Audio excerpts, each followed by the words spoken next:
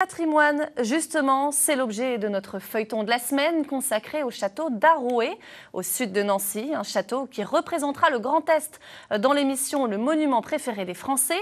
Construit au XVIIIe siècle, il est depuis 9 générations la propriété de la famille de Beauvau-Craon.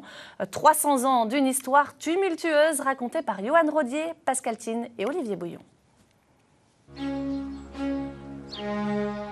C'est un petit bijou d'architecture dressé au milieu d'un écrin de verdure.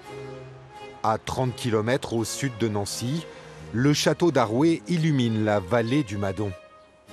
Un château bâti au XVIIIe siècle sur les fondations d'un ancien palais de la Renaissance, d'où la présence de ses douves et de ses tours.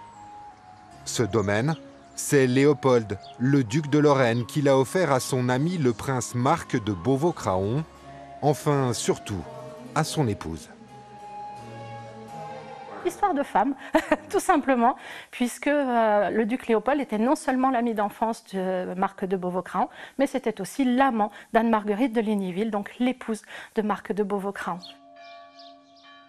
La construction du château va s'étaler de 1720 à 1729.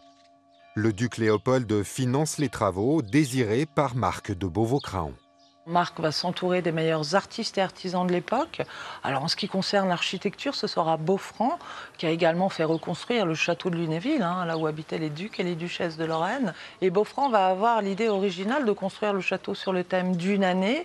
Il y a donc 365 fenêtres, 52 cheminées, 12 tours et tourelles et 4 ponts. Avec cette déclinaison architecturale des jours, des semaines, des mois et des saisons, Arouet est une ode au temps qui passe. Une fois achevé, le château devient rapidement un lieu prestigieux, mais aussi politique.